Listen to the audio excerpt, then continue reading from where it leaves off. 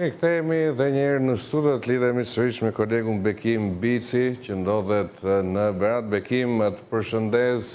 po jafrohemi dal nga dal edhe mbylljes votimit. Çfarë ka ndodhur, a ka ndonjë përmirësim të pjesëmarrjes dhe kam vizotruar më shumë të qetësia, apo? Në fakt kam mbetur pak më shumë se 90 minuta nga mbyllja e zgjedhjeve apo le të themi procesit zgjedhor këtu në bashkinë e Beratit, por ajo çfarë vlen të theksohet është se numri i pjesëmarrësve vijon të jetë i ulët, referuar këtu edhe proceseve të mëparshme zgjedhore si në vitin 2025, po ashtu edhe pra të 11 majit, po ashtu në vitin 2023 apo edhe në vitin 2021. Ka një pjesëmarrje, le të themi gjysmë për gjysmë, të paktën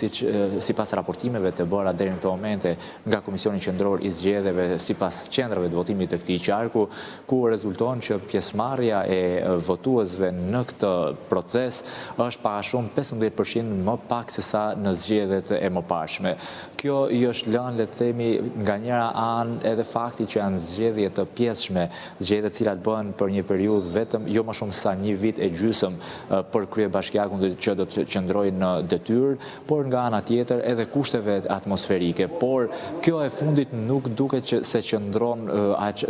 pasi vlen theksohet që ka patur raste kur kushtet atmosferike kanë qenë edhe më të vështira, por pjesëmarrja ka qenë shumë më e konsiderueshme dhe më e pëlqyeshme, apo le të themi se sa kjo pjesëmarrje që është regjistruar në këto zgjedhje. Nga ana tjetër, procesi vijon të jetë i qetë, të ecën normalisht, ndërkohë që kanë mbetur tashmë, siç e tham edhe një herë, më pak se 90 minuta, kur pritet edhe mbyllja e procesit zgjedhor për të vijuar më pas me procesin mbyllja e procesit të votimit për të vijuar me procesin e numërimit.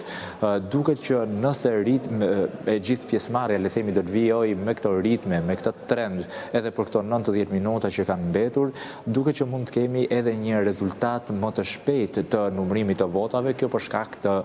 numrit të vogël të pjesëmarrësve në këto zgjedhje. Është për të vlerësuar fakti që nuk ka patur incidente të paktën në qarkun e Beratit në asnjë prej qendrave të votimit, ka patur në disa raste problem për sa i përket identifikimit elektronik të disa zgjedhësve, kjo për shkak të problemeve që kanë patur me lëkurën apo me shenjat e gishtave disa prej tyre, çka ka bërë që në disa prej qendrave të votimit ku është shfaqur kjo problematikë nga këta zgjedhës, nënshtrohen, le të themi, identifikimit manual dhe të plotësohet formulari përkatës për të vijuar më pas edhe me procesin e votimit nga ana e tyre. Nuk janë regjistruar të tjera incidente në asnjë prej qendrave të votimit, vijon edhe në këto momentin që ne flasim të ketë një numër të ulët të zgjedhësve në për qendrave të votimit. Mbetet për të parë se çfarë dhe si do të lexohet kjo edhe nga ana e partive politike, pasi një pjesë prej tyre e konsiderojnë këtë pjesëmarrje të ulët edhe nga fakti i mos angazhimit të forcave kryesore politike të opozitës për këto zgjedhje, por nga ana tjetër vlen të theksohet që as nga pjesa e majorancës vetë kryeministri Edi Rama nuk ka qenë pjesëmarrës në fushatën elektorale, duke lënë të gjithë fushatën në dorën e vetë kandidatëve apo edhe të deputetëve të Partisë Socialiste. Kjo si duket ka bërë edhe një lloj tërheqje të vetë zgjedhësve dhe kanë zgjedhur që të mos paraqiten apo le të themi që të mos marrin pjesë në këto zgjedhje, duke e lënë një prej rezultateve, le të themi, të paktën përfshit të gjitha bashkitë, pra në këto 5 bashki, një prej rezultateve të pjesëmarrjes apo një numër më të ulët të pjesëmarrjes prej disa palë zgjedhjesh rresht. Bekim, lidhur edhe me ecurinë e mëtejshme, çfarë thonë zyrtarët se i takon numërimi, do të jetë diçka përgjithsisht e thjeshtë edhe për faktin që numërohen vetëm kandidatëve. Po, numërimi pritet që të paktën në pjesën më të madhe, maksimumi mundshëm në orët e mëngjesit të ketë përfunduar i gjithë procesi i numërimit, por Bashkinë e Beratit pritet të ketë, le të themi, vonesa në njërin prej KZAZ-ëve, bëhet fjalë në KZAZ-ën e cila mbledh të gjitha kutitë e qendrave të votimit nëpër zonat rurale apo fshatrat e Beratit, për shkak edhe të kushteve atmosferike, por edhe të distancës së largët të disa prej fshatrave me këtë KZAZ, pra me qytetin e Beratit dhe edhe po ashtu edhe rrugëve të amortizuara në disa prej këtyre fshatrave. Kjo do të sjellë një vonesë në nisjen e numërimit të procesit të numërimit në këtë KZAZ, ndërkohë përsa i përket KZAZ-s tjetër, ato që mbledh apo bën bashkë të gjitha kutitë e bashkisë apo le të themi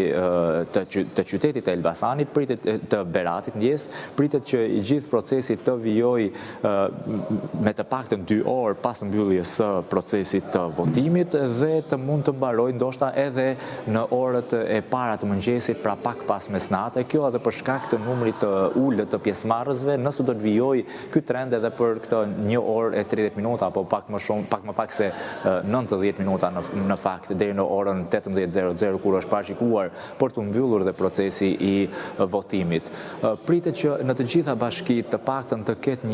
një numërim të shpejtë të votave. Nga ana tjetër vlen të theksohet që është parashikuar që të paktën për Tepelenën le themi të futet në punë apo le themi në efektshmëri, për të parë dhe efektshmëria më saktë e saj në përdorim pikërisht inteligjenca artificiale, dhe ku do të bëhet edhe numërimi i votave nëpërmjet inteligjencës artificiale dhe do të afishohet në mënyrë online çdo vot apo çdo rezultat minut pas minute. Mbetet për të parë se si do të ndikojë inteligjenca artificiale në procesin e numërimit, pasi vlen të theksohet që për shkak vonesat në procesin e numërimit vijnë edhe për shkak se do duhet të ndrohen të gjithë përfaqësuesit në qendrat e votimit, pra disa prej tyre janë po ashtu edhe në qendrat e numërimit dhe lodhja për shkak se marrin pjesë edhe në qendrat e votimit, pra si antar të këtyre komisioneve, por edhe pranë KZAZ-ve si numërues, shkakton pikërisht këto vonesa me procesin e numërimit. Po ashtu problem më vete përsa i përket numërimit është dhe mbledhja e të gjitha kutive nga të gjitha zonat apo qendrat e votimit, por të grumbulluar pranë një KZAZ edhe më pas duke nisur me proces verbal të nisë edhe procesi i numërimit. Ndërkohë e kundërta ndodh për shembull nëse i referohemi rastit të Kosovës, e cila po në atë qendër të votimi ku është kryer i gjithë procesi zgjedhor, pra i gjithë votimi, aty mbyllet fillimisht qendra e votimit dhe hapet një proces verbal tjetër përsa i përket numërimit të votave dhe janë të njëjtat persona që kanë qenë pjesë e qendrës së votimit, pra të njëjtat antarë të komisioneve të votimit, të cilët bëjnë edhe rolin e numëruesit, pra po në këtë qendër votimi. Dhe